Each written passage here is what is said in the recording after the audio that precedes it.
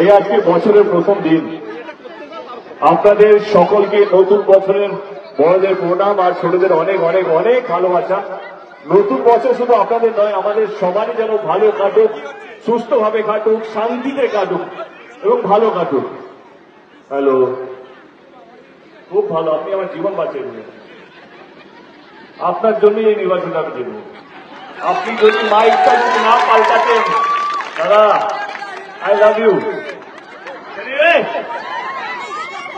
আপনাদের সকলে যেন নতুন বছরটা খুব ভালোভাবে কাটুক, সুস্থভাবে কাটুক এবং শান্তিতে কাটুক, এইটাই ঠাকুরের কাছে প্রার্থনা করব। নির্বাচন 2024 নির্বাচন, আমি একটা কথা পরিষ্কার করে বলতে চাই আপনাদের সকলকে, আমি আপনাদের অঞ্চলে, আপনাদের পাড়ায়, আপনাদের এই বাজারে আপনাদের ভোট চাইতে আসিনি। আমি এসেছি আপনাদের আশীর্বাদ চাইতে, আপনাদের ভালোবাসা চাইতে। আশীর্বাদ করবেন তো? হ্যালো বন্ধুরা, নতুন বছর 1431 সালের সবাইকে প্রীতি, শুভেচ্ছা এবং ভালোবাসা জানাই এক্সপ্লোরার অনবদ্যতে আসার জন্য। আর যে ভিডিওটা আপনারা দেখছেন সেটা এবছরের আমার প্রথম ভিডিও। আশা করি আশীর্বাদ ও ভালোবাসা দুটোই পাবো।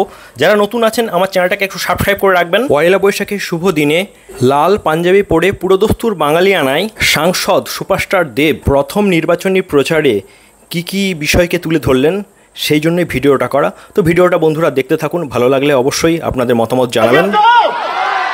ধন্যবাদ। চলে আসছে 2024 নির্বাচন। আমি যেটা একটু আগে বললাম যে আমি ভোট চাইতে আসিনি, আশীর্বাদ চাইতে।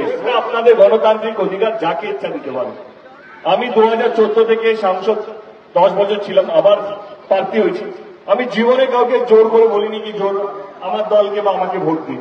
আপনারা যেটা ভালো বুঝবেন,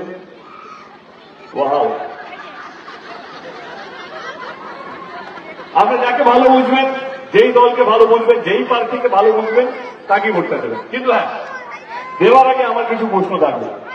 সেই দল, সেই প্রার্থী আপনাদের খারাপ সময় ছিল কিনা, সেই দল এবং তার প্রার্থী আপনাদের ভোট দিয়ে পালিয়ে যাবে কিনা, সেই দল, সেই প্রার্থী আপনাদের বাড়ি পরিবারের প্রত্যেকটা মানুষকে নিয়ে ভাবে কিনা, এটা আপনাদের ভাবার দরকার আছে। কারণ নির্বাচনটা আমাদের সকলের। আজকে নির্বাচন হয়ে গেছে, কে কত মন্দির তৈরি করছে, কে কত মসজিদ তৈরি করছে, কে হিন্দু কে মুসলিম। আমি একটাই কথা বলবো, কে এই নির্বাচনটা জেতার পর কে কতগুলো মন্দির করবে, কে কতগুলো মসজিদ করবে, সেই নির্বাচনটা নয়। এই নির্বাচনটা হচ্ছে কে কতগুলো স্কুল করবে, কে কতগুলো হসপিটাল করবে, কে কতগুলো রাস্তা করবে, কে ব্রিজ করবে।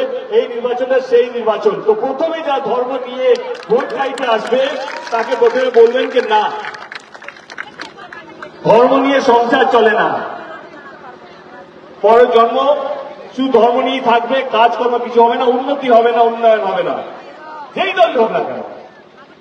এবারে চলে আসি 2024 নির্বাচন।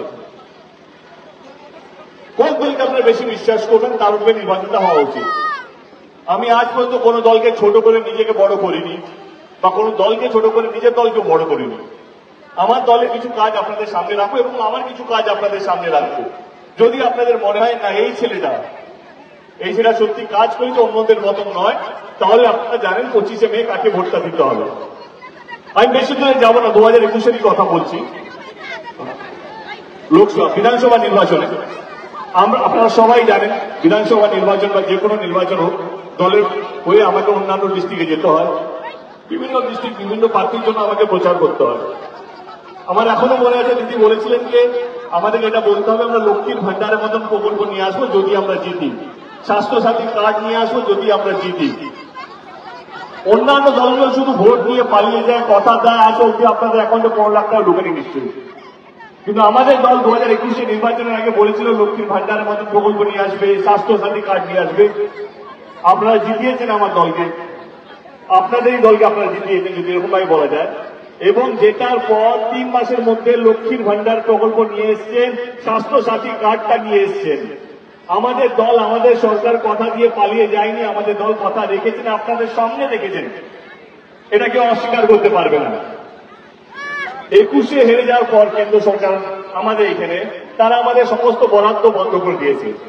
100 দিনের কাজের টাকা, আবাসন যোজনা, ঘাটাল মাস্টার প্ল্যানের 60% টাকা তারা দেওয়ার কথা ছিল, তা সেটাও দেয়নি। কিন্তু আমাদের সরকার 100 দিনের কাজ কারা করে? অত্যন্ত গরিব মানুষ যারা দিন আনে দিন খায়, তারা 100 দিনের কাজ করে, কিন্তু সেই টাকাটাও 3 বছর ধরে বন্ধ করে রেখেছে। আমাদের সরকার, আমাদের নেত্রী বললো কি না ঠিক আছে, কেউ দিচ্ছে না, আমরা দেব। 100 দিনের কাজের টাকাটা সবাইকে দিতে শুরু করেছে, এটা কেন্দ্র সরকার দেওয়ার কথা। আবাস যোজনা আমাদের সরকার ডিসাইড করেছে কি 31শে ডিসেম্বরের মধ্যে যদি আবাস যোজনার টাকা কেন্দ্র সরকার না দেয়, তাহলে সেই টাকাটাও আমাদের রাজ্য সরকার দেবে। এবারে আপনারা ভাবুন, একটা দল, একটা সরকার যে গরিব মানুষকে নিয়ে ভাবে, প্রত্যেকটা মানুষকে নিয়ে ভাবে, আপনারা তার হাতটা শক্ত করবেন না যে ভোটের সময় আসে, ভোটের বড় বড় কথা বলে ভোটটা নিয়ে চলে যায়, তার কথা বিশ্বাস করবেন। এবার চলে আসি আমার কথা। আমি 2014-তে জেতার সময় আমি কথা দিয়েছিলাম বালিচক ফ্লাইওভার নিয়ে পার্লামেন্টে কথা বলবো এবং আমি চেষ্টা করবো যেন এই ব্রিজটা হয়। আপনারা সবাই জানেন বালিচক ফ্লাইওভারটা নিয়ে পার্লামেন্টে প্রথমবার বলেছিলাম আমি, এবং আজকে বালিচক ব্রিজটা তৈরি হচ্ছে। এখন হ্যাঁ, সমস্যা হচ্ছে যে বালিচক ব্রিজটা শেষ কবে হবে, এইটা এখন প্রশ্ন। কিন্তু আমি কথা দিয়ে পালিয়ে যাইনি যে না আমি করতে পারবো না, ভোট নিয়ে নিচ্ছি। কিন্তু বালিচক ব্রিজটা আজকে শুরু হয়ে অনেকটা কাজ এগিয়ে গেছে। আসলে যে রেল লাইনের উপরে যে ব্রিজের পার্টটা সেটা আটকে আছে। এইটাই বলতে চাইছি যে আমি যেই কথাগুলো দিই সেগুলো রাখার চেষ্টা করি, আপ্রাণ চেষ্টা করি। যদি কেন্দ্র এবং রাজ্যের মধ্যে দ্বন্দ্ব থাকে তাহলে আমার কিছু করার নেই, কিন্তু আপনারা যাকে যে বিশ্বাস করে ভোটটা দিয়েছেন সেই ভোটার মর্যাদাটা আমি রাখার চেষ্টা করেছি। কিছুদিন আগে করোনা হলো, আমরা সবাই জানি, লকডাউনে আমাদের ঘরের ছেলেগুলো রাজ্যে আটকে ছিল। আমি এবং আমার দল চেষ্টা করেছি যে যে রাজ্যে আমাদের ছেলেগুলো, আমাদের লোকসভা কেন্দ্রের ছেলেগুলো আটকে ছিল তাদেরকে বাড়ি ফেরত নিয়ে আসা। লকডাউনে করোনার সময় 90% অফ দ্য এমপি তাদের বাড়িতে বসেছিল ভয়ে যে আমরা বেরোলে করোনা হবে, করোনা হয়ে গেলে মারা যাবো, তাহলে বাড়ির লোকেদের করোনা হয়ে যাবে। আমি ডেবরা অফিসে প্রত্যেক সপ্তাহ 2-3 দিন করে বসতাম। আমার এই ডেবরা অফিসটা হসপিটাল হয়ে গেছিল, কারণ হসপিটালে বেড পাওয়া যাচ্ছিল না। আমরা আমাদের অফিসটাকে হসপিটাল করে দিয়েছিলাম, উইথ অক্সিজেন, যথেষ্ট ওষুধ থেকে আরম্ভ করে সমস্ত কিছু, এবং খাবার দাবার। অনেকগুলো বাড়িতে খাবার দাবার বন্ধ ছিল, অনেকগুলো হসপিটালে খাবার পাওয়া যাচ্ছিল না, সেখানে আমরা ফ্রিতে সবাই খাবার দিচ্ছিলাম। আমি বলছি না এটা আমি বড় কাজ করেছি, না না না, আমাদের কাজটাই এইটা। কিন্তু আপনাদেরকে এইটাই বলবো যে আপনাদের এমপি আপনাদেরকে খারাপ সময়ে ফেলে চলে যায়নি, ছেড়ে চলে যায়নি। আমি জানি আমার একটা জগৎও আছে, আমি সেখানে অভিনয় করি, কিন্তু তার মানে এইটা নয় যে রাজনীতিতে যারা আমাকে বিশ্বাস করে ভোট দিতে এবং যারা আমাকে ভোট দেয়নি তারাও আমাকে বিশ্বাস করেছিলেন কেন এই ছেলেটা ঠিক ছেলে, একে ভোট দেওয়া যাবে। এই জন্য বলছি যে 25শে মে নির্বাচন। হ্যালো বিটু, 25শে মে নির্বাচন আমি মন প্রাণ দিয়ে চেষ্টা করছি আমার ফিল্ম জগতের জন্য, আমার কথা দেওয়ার যে রাজনীতি জগতে সেটা যেন ফেল যাতে না হয়। আমি সব সময় যখনই ডেভেলপ বলি বা ঘাটা লোকসভা কেন্দ্রে অন্যান্য বিধানসভার কথা বলি, যখনই বন্যা হয়েছে, যখনই দুর্লভ হয়েছে, যখনই ঝড় হয়েছে, তখনই আমি মানুষের পাশে থেকেছি। 25শে মে নির্বাচন যদি আপনাদের মনে হয় আপনাদের ভাইকে ঠিকঠাক কাজ করেছে, এটা আরেকবার বিশ্বাস করা যেতে পারে, তাহলে আপনারা বন্ধ করে জানেন 25শে মে কাকে ভোটটা দিতে হবে। আমি তো শুধু আপনাদের আশীর্বাদ চাইতে। এবার যদি আপনাদের মনে হয় আপনাদের ভাইটা তৃতীয়বারের জন্য পার্লামেন্টে যাবে, তাহলে আপনারা জানেন 25শে মে কাকে ভোটটা দিতে হবে। ভালো থাকবেন।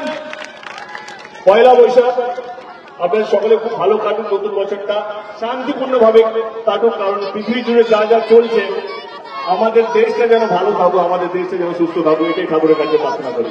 বন্দে মাতরম। সবাইকে ধন্যবাদ জানিয়ে আমাদের